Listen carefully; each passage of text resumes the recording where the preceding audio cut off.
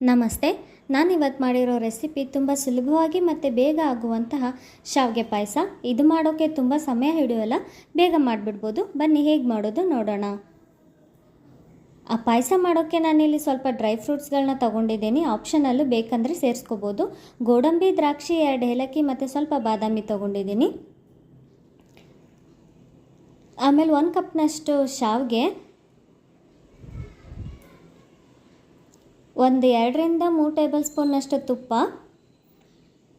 ಶಾವಿಗೆ ತಗೊಂಡಿದ್ನಲ್ಲ ಅದೇ ಕಪ್ ಅಳತೆನಲ್ಲಿ ಸಕ್ಕರೆ ಮತ್ತು ಹಾಲು. ಈಗ ನಾನು ಡ್ರೈ ಫ್ರೂಟ್ಸ್ಗಳನ್ನ ಸ್ವಲ್ಪ ಕುಟ್ಕೊಳ್ತಾ ಇದ್ದೀನಿ. ಅಂದರೆ ಕಟ್ ಮಾಡೋ ಬದಲು ಈ ರೀತಿ ಮಾಡ್ತಾ ಇದ್ದೀನಿ. ನೀವು ಕಟ್ ಕೂಡ ಮಾಡಿ ಹಾಕೋಬೋದು. ನಿಮಗೆ ಡ್ರೈ ಫ್ರೂಟ್ಸ್ ಇನ್ನೂ ಜಾಸ್ತಿ ಇಷ್ಟ ಆಗುತ್ತೆ ಅಂದರೆ ಇನ್ನೂ ಹೆಚ್ಚಿನ ಪ್ರಮಾಣದಲ್ಲಿ ಕೂಡ ತಗೊಳ್ಬೋದು. ನಾನಿಲ್ಲಿ ಸ್ವಲ್ಪ ಸ್ವಲ್ಪ ಸೇರಿಸಿದ್ದೀನಿ ಅಷ್ಟೇ.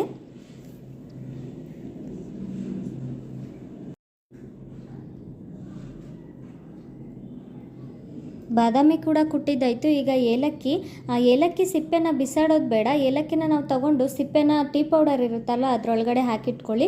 ಟೀ ಮಾಡುವಾಗೆಲ್ಲ ಅದನ್ನು ಹಾಕಿದ್ರೆ ಟೀ ಘಮ ಕೂಡ ಚೆನ್ನಾಗಿರುತ್ತೆ, ರುಚಿ ಕೂಡ ಚೆನ್ನಾಗಿರುತ್ತೆ. ಅಥವಾ ಇದ್ರ ಜೊತೆಗೇ ನೀವು ಕುಟ್ಟಿ ಹಾಕ್ತೀನಿ ಅಂದರೆ ಕೂಡ ಆ ಥರ ಕೂಡ ಮಾಡ್ಬೋದು. ನಾನಿಲ್ಲಿ ಬರೀ ಏಲಕ್ಕಿನ ಮಾತ್ರ ತೊಗೊಂಡಿದ್ದೀನಿ, ಕಾಳುಗಳನ್ನ.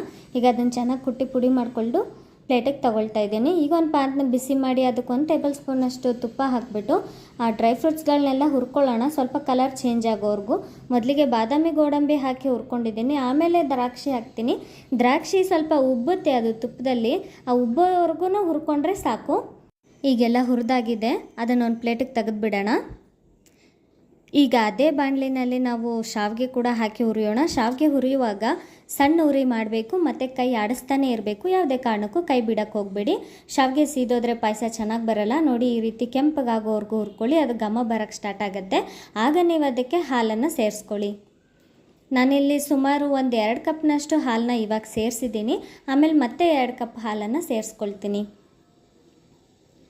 ಹೀಗೊಂದು ಸ್ವಲ್ಪ ಕೈ ಆಡಿಸ್ಬಿಟ್ಟು ನೋಡಿ, ನಾನಿಲ್ಲಿ ಈಗ ಮತ್ತೆ 2 ಕಪ್ ಹಾಲನ್ನು ಸೇರಿಸಿದ್ದೀನಿ. ಅಂದರೆ ನಾನು ಟೋಟಲಾಗಿ ಈಗ 4 ಕಪ್ಪು ಹಾಲನ್ನು ಸೇರಿಸಿದ್ದೀನಿ. ಅಂದರೆ ಶಾವಿಗೆ ನಾನು ಯಾವ ಕಪ್ಪಲ್ಲಿ ತೊಗೊಂಡಿದ್ನೋ ಅದೇ ಕಪ್ನಲ್ಲಿ 4 ಕಪ್ ಹಾಲನ್ನು ಸೇರಿಸಿದ್ದೀನಿ.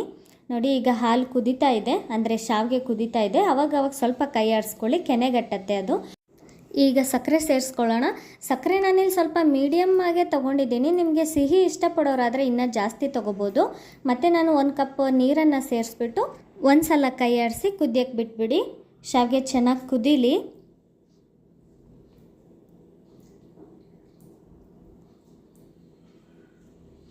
ನೋಡಿ, ಈಗ ಕ್ವಾಂಟಿಟಿ ಎಷ್ಟು ಕಡಿಮೆ ಆಗಿದೆ ಹಾಲಿಂದು, ಅಂದರೆ ಶಾವಿಗೆ ತುಂಬ ಚೆನ್ನಾಗಿ ಬೆಂದಿದೆ. ನಾನೀಗ ಡ್ರೈ ಫ್ರೂಟ್ಸು ಮತ್ತು ಪುಡಿ ಮಾಡಿ ಇಟ್ಕೊಂಡಿದ್ನಲ್ಲ ಏಲಕ್ಕಿ, ಅದನ್ನು ಕೂಡ ಸೇರಿಸ್ಕೊಳ್ತಾ ಇದ್ದೀನಿ. ಮತ್ತು ಡ್ರೈ ಫ್ರೂಟ್ಸ್ನ ನೀವು ಇವಾಗಲೇ ಸೇರಿಸ್ಬೇಕಂತ ಏನಿಲ್ಲ. ಲಾಸ್ಟಲ್ಲಿ ನೀವು ಶಾವಿಗೆ ಸರ್ವ್ ಮಾಡುವಾಗ ಮೇಲೊಂದು ಸ್ವಲ್ಪ ಹಾಕ್ಕೊಟ್ರೆ ಕೂಡ ತುಂಬ ಚೆನ್ನಾಗಿರುತ್ತೆ.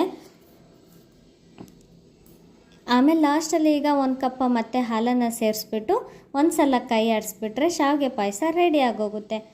ಪಾಯಸ ನಿಮ್ಗೆ ಇನ್ನೂ ತೆಳುವಾಗಿ ಬೇಕಂದರೆ ನೀವು ಇನ್ನೂ 1 ಕಪ್ ಹಾಲನ್ನು ಕೂಡ ಸೇರಿಸ್ಕೊಳ್ಬೋದು.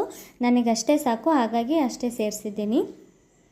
ಈಗ ಸರ್ವ್ ಮಾಡ್ಕೊಳ್ತಾ ಇದ್ದೀನಿ. ಮನೆಗೆ ಯಾರಾದರೂ ಗೆಸ್ಟ್ ಬಂದಾಗ ಬೇಗನೆ ಆಗಿಬಿಡುತ್ತೆ. ನೀವು ಸ್ವೀಟ್ ಮಾಡಬೇಕು ಅಂದ್ಕೊಂಡ್ರೆ ಈ ರೆಸಿಪಿನ ಟ್ರೈ ಮಾಡಿ. ಮತ್ತು ದೇವ್ರ ನೈವೇದ್ಯಕ್ಕೆ ಕೂಡ ಆಗುತ್ತೆ, ಬೇಗ ಆಗುತ್ತೆ. ಟ್ರೈ ಮಾಡಿ ಒಂದು ಸಲ. ಈ ರೆಸಿಪಿ ನಿಮ್ಗೆ ಇಷ್ಟ ಆಗಿದ್ದರೆ ಸಬ್ಸ್ಕ್ರೈಬ್ ಮಾಡಿಕೊಂಡು ಸಪೋರ್ಟ್ ಮಾಡಿ. ಧನ್ಯವಾದ.